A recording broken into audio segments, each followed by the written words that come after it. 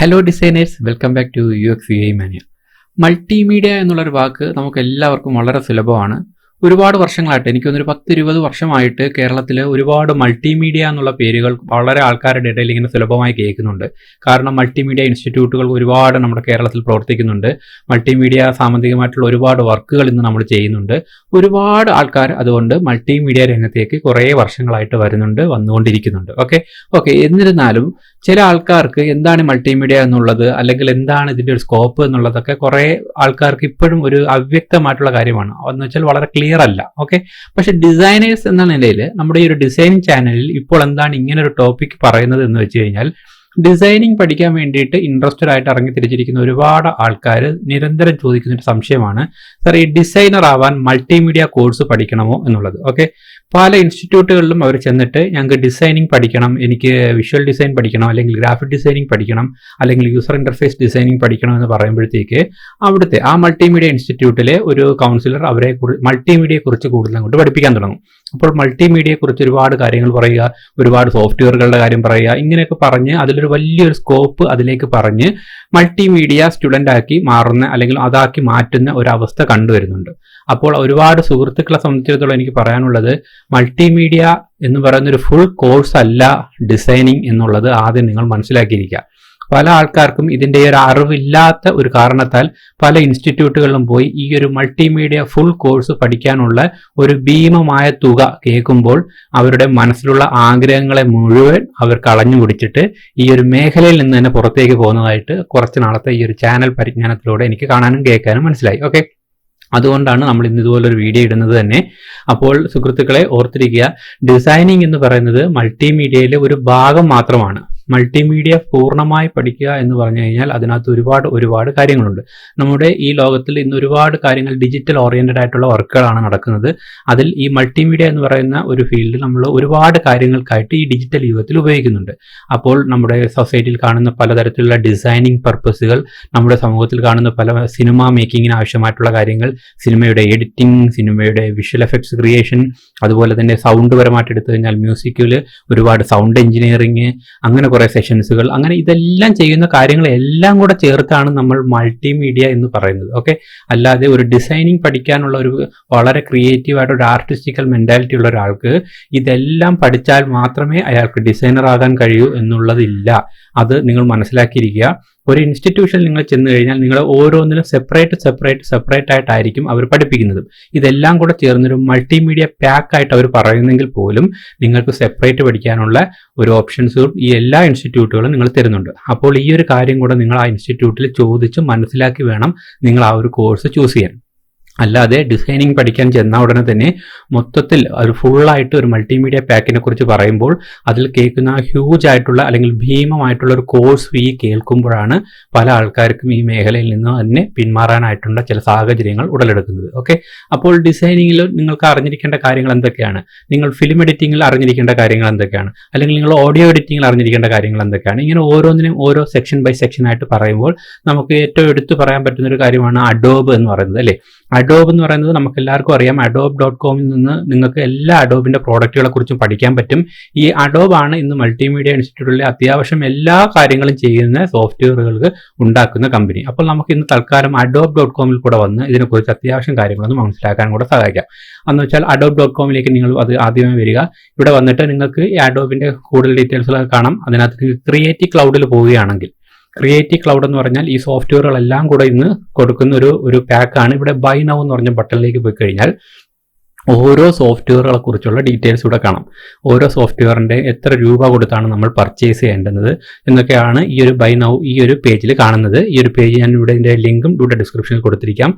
അപ്പോൾ എന്തിനാണ് നമ്മൾ ഇങ്ങനെ ഒരു പോർട്ടലിലേക്ക് ഇപ്പോൾ ഓപ്പൺ ചെയ്ത് വന്നത് എന്ന് പറയാനുള്ള കാരണം, ഇതിൽ നിന്ന് നമ്മുടെ സോഫ്റ്റ്വെയറുകളുടെ ഓരോന്നിന്റെ വില അറിയാൻ എന്നുള്ളതല്ല. പക്ഷെ അത് നിങ്ങൾക്ക് മനസ്സിലാക്കാം. ഒരു പക്ഷേ സോഫ്റ്റ്വെയറുകൾ പർച്ചേസ് ചെയ്ത് ഉപയോഗിക്കുകയോ ചെയ്യാത്ത ആൾക്കാർ ഒരുപാട് നമ്മുടെ കേരളത്തിലുണ്ട്. അപ്പോൾ ഈ ഒരു സോഫ്റ്റ്വെയറുകളുടെയൊക്കെ ഓരോന്നിൻ്റെയും പ്രത്യേകം മേടിക്കാനുള്ള ഇന്ന് ഓപ്ഷൻ ഉണ്ട്. അതിൻ്റെ പെർ മന്ത്, ഒരു മാസത്തിൽ ഓരോ സോഫ്റ്റ്വെയറുകളും നമ്മൾ ഉപയോഗിക്കണമെങ്കിൽ നമ്മൾ കൊടുക്കേണ്ടുന്ന തുകകളാണ് ഈ കൊടുത്തിരിക്കുന്നത്. അത് അറിഞ്ഞുകൂടാത്തവരുണ്ടെങ്കിൽ അത് മനസ്സിലാക്കിക്കോ. പക്ഷെ നമ്മുടെ ലക്ഷ്യം പ്രൈസ് മാത്രമല്ല. എന്താണ് ഈ ഒരു പേജിലേക്ക് വന്നത് എന്ന് ചോദിച്ചു കഴിഞ്ഞാൽ, അഡോബിന്റെ ഫുൾ പാക്ക് സോഫ്റ്റ്വെയറുകളും ഇന്ന് മൾട്ടിമീഡിയ ഇൻസ്റ്റിറ്റ്യൂട്ടുകളിൽ കവർ ചെയ്യുന്നുണ്ട്. ഓക്കെ, അപ്പോൾ നിങ്ങൾ മനസ്സിലാക്കുക, ആ ഓൾ ആപ്സ്, എല്ലാ ആപ്സുകളും കൂടെ ചേർന്നതാണ് ഒരു എൻറ്റയർ ഒരു മൾട്ടിമീഡിയ പാക്കായിട്ട് നമ്മൾ പഠിക്കേണ്ടി വരുന്നതെങ്കിൽ നിങ്ങൾക്ക് അതിൽ ഓരോന്നിലും സ്പെഷ്യലൈസ് ചെയ്ത് എടുത്ത് പഠിക്കാനുള്ള ഓപ്പർച്യൂണിറ്റികൾ ഇന്നത്തെ കാലത്തുണ്ട്. അതിൽ നിങ്ങൾക്ക് ഏറ്റവും ഇഷ്ടം ഫോട്ടോ ഓറിയന്റഡ് ആയിട്ടുള്ള കാര്യങ്ങളാണെന്ന് സങ്കല്പിക്കുക. എന്ന് വെച്ചാൽ നിങ്ങൾക്കൊരു സ്റ്റുഡിയോയിൽ ഫോട്ടോ റീടച്ച് ചെയ്യുക, ഫോട്ടോയുടെ ആൽബം മേക്ക് ചെയ്യുക, ഇതൊക്കെയാണ് നിങ്ങളുടെ ഒരു ലോകമെങ്കിൽ നിങ്ങൾക്ക് ഫോട്ടോ എന്ന് പറഞ്ഞൊരു സെക്ഷൻ ലെഫ്റ്റിൽ സെലക്ട് ചെയ്തുകൊണ്ട് അതിനാവശ്യമായ സോഫ്റ്റ്വെയറുകൾ മാത്രം പർച്ചേസ് ചെയ്യാനും അല്ലെങ്കിൽ മൾട്ടിമീഡിയയിൽ പോയി പഠിക്കാനും ഉള്ള ഓപ്ഷൻ ഇന്നത്തെ കാലത്തുണ്ട്.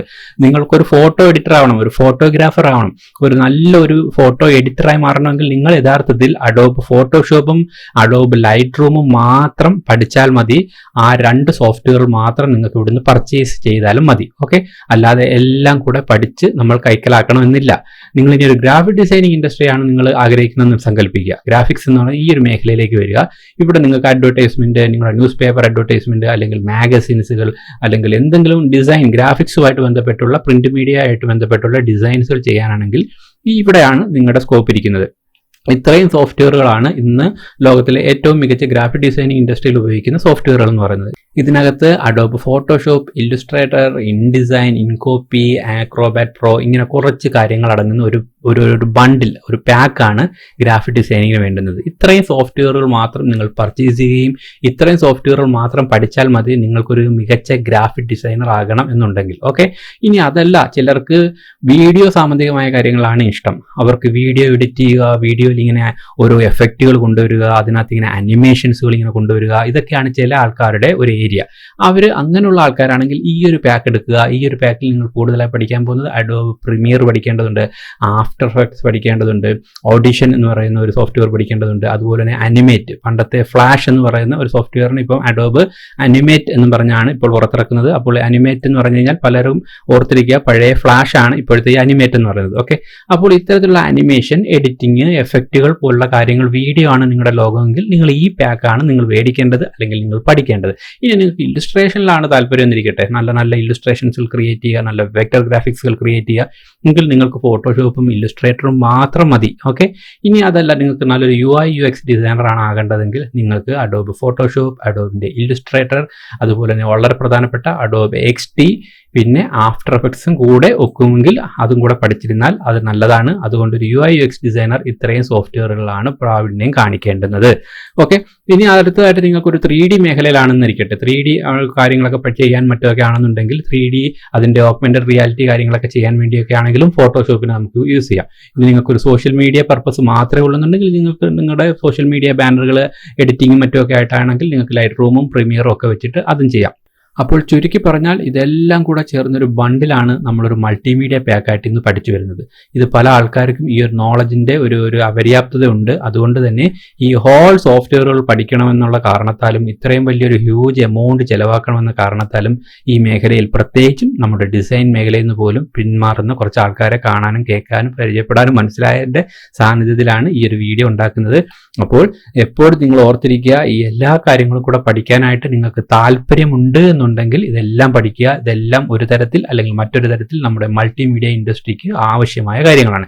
അതല്ല, നിങ്ങൾക്ക് ഇതിലൊന്നും മറ്റുള്ള കാര്യങ്ങൾ താല്പര്യമില്ല, ഏതെങ്കിലും ഒരു പ്രത്യേക വിഷയത്തിലാണ് താല്പര്യമെങ്കിൽ ആ സോഫ്റ്റ്വെയറുകളെ കുറിച്ച് നിങ്ങൾ ശ്രദ്ധിക്കുക, ആ ഒരു പോർഷൻ നിങ്ങളെടുത്ത് പഠിക്കാൻ ശ്രമിക്കുക. ഇനി സോഫ്റ്റ്വെയറുകൾ മാക്സിമം ഇതുപോലുള്ള അഡോബിന്റെ വെബ്സൈറ്റിൽ വന്ന് പർച്ചേസ് ചെയ്ത് തന്നെ ഉപയോഗിക്കാൻ നിങ്ങൾക്ക് കഴിഞ്ഞാൽ അതാണ് ഏറ്റവും വലിയ കാര്യം.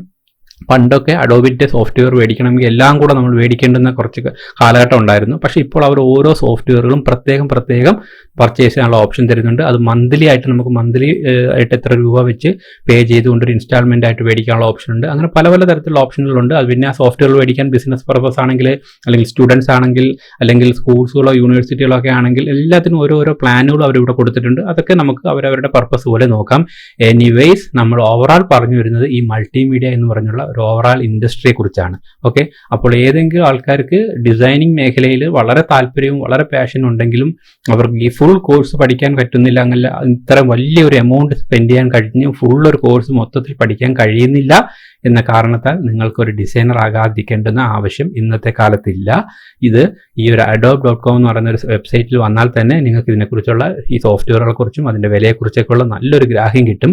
അപ്പോൾ ഇതെല്ലാം കൂടെ ചേർന്ന് ഈ ഒരു മൾട്ടിമീഡിയ ഇൻഡസ്ട്രി എന്ന് പറയുന്നത് ഇന്ന് ലോകത്തിലെ ഒരുപാട് സ്കോപ്പുള്ള ഒരു മേഖലയായി മാറിക്കഴിഞ്ഞു.